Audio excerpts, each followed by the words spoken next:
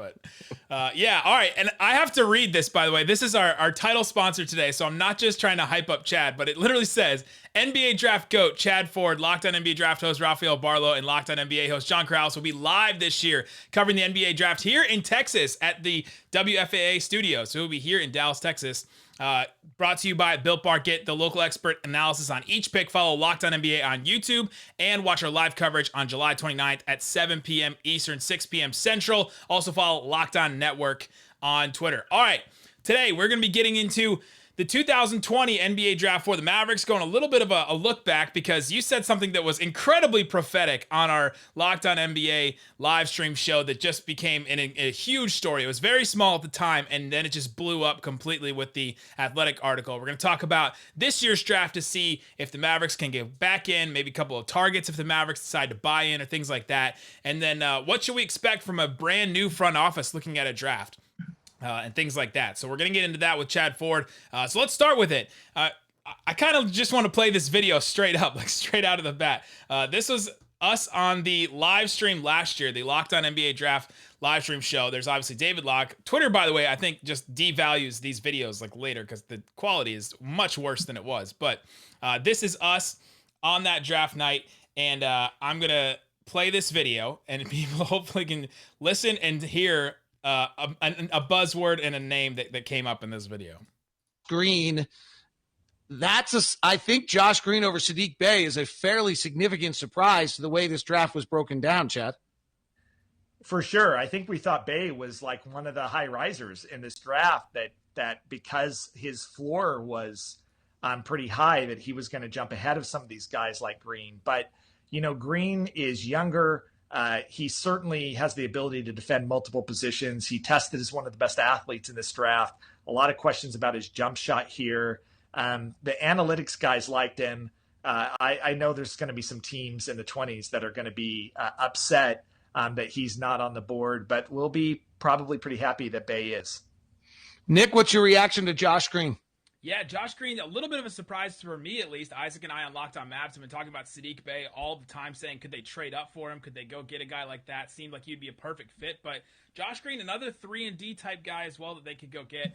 It's interesting that Chad Ford mentions the analytics guys really like him because the Mavs have Haralabos Voulgaris in their front office, and he's in their war room right now with Donnie Nelson. And so I wonder if that had anything to do with this pick. He, being a gambling type guy, all about the numbers. I wonder if he had anything to do with this type of a pick.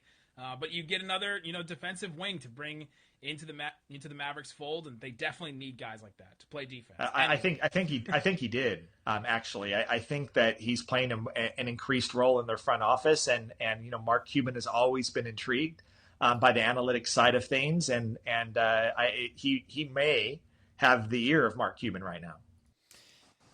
He may have the ear of Mark Cuban right now. That could not have been more true now, like basically a year later from that. Take us back to that moment and what tipped you off to think that Haralabos was possibly having a bigger role in the front office? Well, you do a lot of homework before the draft, and it's actually pretty typical that the night of the draft or a day or two before the draft, these teams really shut up. But what I had heard consistently out of the Mavs front office and their scouts was that they loved Saddiq Bey, that they were, like you said, trying to figure out maybe how did they move up in the draft to get him. They saw him as a perfect fit on a team that was going to go and really try to be a serious playoff contender next year. And that was the thing about Saddiq Bey. He was the guy that I think was in that portion of the draft that everybody saw as the immediate contributor, a guy that could come in, stretch the floor, really help a team right away. And that was their guy. And I had also heard complaints over really the course of an entire year about the role that certain other individuals were playing within the organization, how they had struggled to get Mark Cuban to pay attention to traditional scouting, and whether Donnie Nelson, Tony Ronzoni, the rest of that crew really continued to have the ear of Mark Cuban. And so when Josh Green, who was an analytics darling, goes to the Mavs, it was just me connecting the dots really quickly between those conversations about what had been happening, and the fact that Bey wasn't there when I knew that was Donnie Nelson's guy, when I knew that was Tony Ronzoni's guy, when I knew that was the scouting department's guy, and they passed on him.